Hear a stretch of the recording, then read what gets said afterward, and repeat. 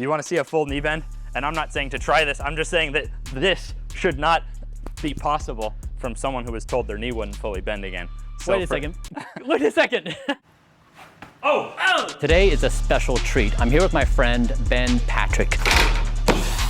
Also known as KneesOverToesGuy, Ben is somebody that I've turned to for injury prevention, flexibility, and training for longevity. Many of his exercises are included in my daily workout routine. Today he's going to train with me, and I've asked him to treat me as though I was brand new. Ben's going to walk you through the basics of how you can start thinking about having the strength and mobility you need to do everything you want physically in life. So we're here with the Sled. Bryan's the champion, has a Sled right in his home. I've coached a lot of people for longevity. Most of my success stories for the knee is people over the age of 50. And the foundation is Sled, and we'll even look at replacements, and we'll look at why. So go ahead and belt up. We'll go forward, backward, Okay. non-stop until you're cooked. So the first thing you're gonna notice is that his knee is over his toes on every step. And the point of that is just, that's a position we wanna be strong in, and a big myth spread of no knees over toes. It started in the 70s because it was found that when the knee is over the toe, there's more pressure on the knee. I don't know what your finding is, but it seems like pressure is something we want to be able to handle. We want to handle pressure. Now he's gonna go backward. Doing this at least as much backward as forward makes it a potent knee health exercise.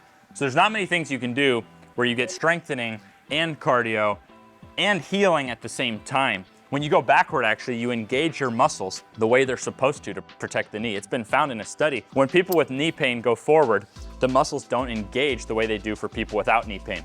But when people with knee pain go backward, the muscles do then engage. So I actually used backward to get my way off painkillers. I was in a cycle of knee surgery, painkiller addiction.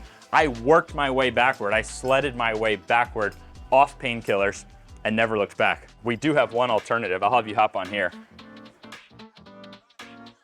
So the idea of this came from, you go into your gym, you have the treadmill, you don't turn it on, you turn around butt against the handle. We put some padding to make it more comfortable. Hop on here.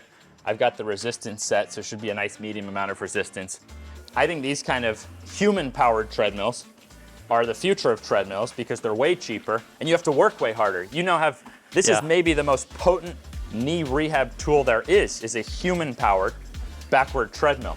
A lot of people have gotten off painkillers by going for 5 to 10 minutes backward on their treadmill, not turned on. It's definitely. Feeling it? Yeah. Now a teaching point on this one. Come get from an exact, keep going. I know, I love it. Here. Come get a side angle, direct side angle. Ben, Here's your intention on this one. I like you as a coach. Thank you. Here's your intention on this one. Toes behind knees every step. It's really gonna make you push through those toes. Yep, you're already doing it naturally. How the knee is actually getting over the toe on every step, whether he realizes it or not. So you're getting stronger to protect yourself to then go downhill, to handle those forward impacts in life. Then as you get stronger, you wanna be reaching your toes behind your knees. Now you're in this position to handle life. So with this, you can build up to then being able to handle these forces in life, but without the beating to try to get good at them.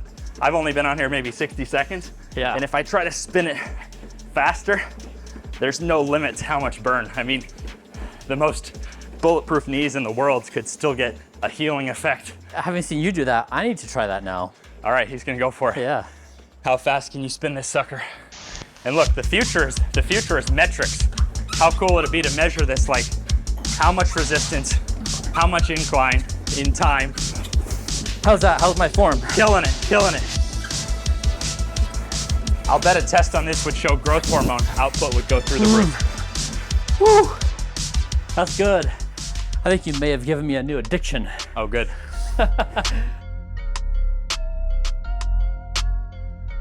Crushed part 1, now we're going into part 2. What I've noticed is that when we're young, we got mobility. You ever see your babies? They've got mobility. Now as we get older, we get strong. But as we keep getting older, we lose the mobility and we lose the strength.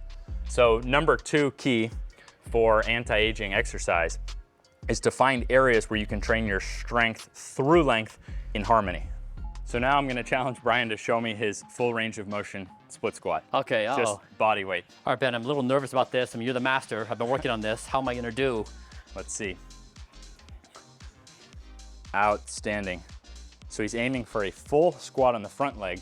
without the back knee touching the ground. So that's putting those hip flexors into a stretched position.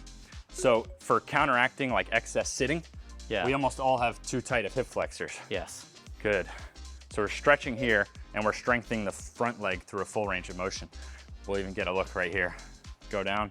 So you're trying to cover the calves with the hamstrings. It's an intention while lengthening the back hip flexors. So it's two intentions going on at once. Your average stairwell is actually perfect for working on this because you have railings for assistance and then you have the steps. So the railings for assistance reduces the amount of strength that's needed to get into this position. This is actually how I had to start for my knees. So I had to assist myself, and you'll notice the mobility as you're stiffer, you have to elevate the front foot. So to be on flat ground, you really have to stretch out there to have the back knee off the ground. You have assistance and you have front foot elevation. I think the backward is what got me off painkillers, but I think the strength through length is what kept me off painkillers for my knees and allowed me to never look back. And Ben, for people who are trying this out for the first time, how many reps should they do? How frequently? I don't advise daily. I think every other day is good. So in my Zero program, we go every other day.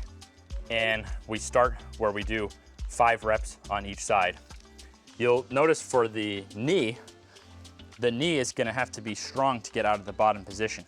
So controlling that knee is gonna make it stronger, like performing reps. But for someone with a really bad back problem, where they're trying to loosen up the hip flexors, you could actually just chill down here. So I would say either, like start with a couple sets, where you're either performing reps slowly 5 times, or where you're just pausing down there for 30 seconds. All right, crush part 1 and 2. Part 3, I'll just get right into a set, is no weak links. So an example would be, I was never made to train this muscle here under the knee.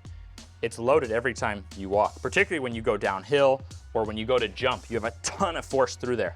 If you're now starting to exercise in your teens or 20s, or even if you're starting late in your 30s or 40s and you're exercising, what happens by the time you're 40, 50, 60, 70, as you're training everything in your body except right here? So this is the most common weak link because it never gets trained. If you go into a gym, they might even have calf machines, but they don't have tibialis machines. And this is your first line of defense against foot, ankle, shin, knee pain. So I'm gonna coach you through a set of 25 reps. If it's too hard for someone, they can stand closer. You can even, some people actually can't do this and flex. They could just do one side at a time and go back and forth. You could even take breaks. There's no such thing as too little. But you can gradually build up, and then you'll feel more stability in life when you're walking. Now you put the backward and the full range of motion work in, and you have really a 3-part mini protocol right here with reverse sled or treadmill not turned on, and full range of motion, split squat and tibialis raise. So let's do this. Good. The quads stay flexed on this one because we're working what's under the quads. Nice. And down and flex. So it's like a reverse calf raise. It's not fancy, it's simplicity to be strong on the other side of the calf. You also notice that when you're going backward, the calves get a lot stronger. So this is like a finishing touch. I would feel okay with someone doing this mini protocol of about 10 minutes of backwards, 25 reps on the tibialis, and 2 sets on the split squat, either going slowly for knee strength or pausing for pure flexibility for the lower back. Starting to feel some burn coming in? Feeling the burn. Nice. I'm gonna coach you even a little bit more. Makes it a little bit tougher if the back is not on the wall. There you go.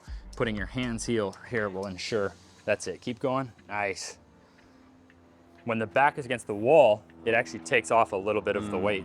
So it's a natural instinct to want to go back. And whenever someone's like, oh, I don't feel it working, I'm like, hold on a second.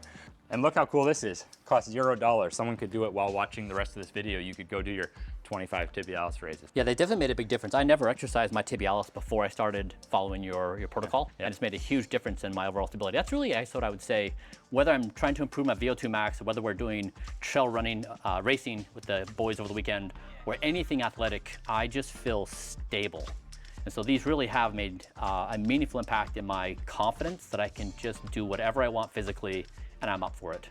Heck yeah, I freaking love that.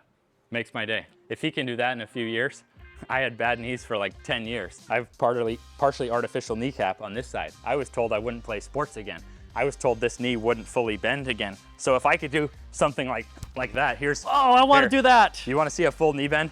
And I'm not saying to try this, I'm just saying that this should not be possible from someone who was told their knee wouldn't fully bend again. So Wait a second. Wait a second. Don't try it. That's how people get hurt, is by trying the stuff they see. But it's just to demonstrate full stretch all the way back. Amazing. How'd you come up? Well, I jumped. Okay. I jumped from this position and went onto the feet. Oh! Oh! Okay, don't try that at home. Try the tibialis raises and the backward. But if you look at the positions we're in, all the work that we did made that able to be handled easier. Just like he can play with his kids who are in their teens. The average person your age, if they went and tried to compete all out, I see these people and they're like, oh, I tried to compete, blew out my Achilles, blew out my knee, this kind of stuff.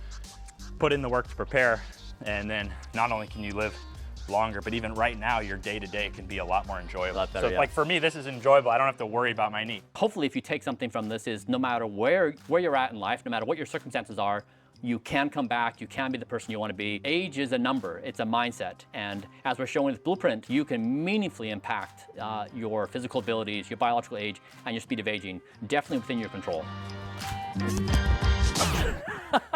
That was good.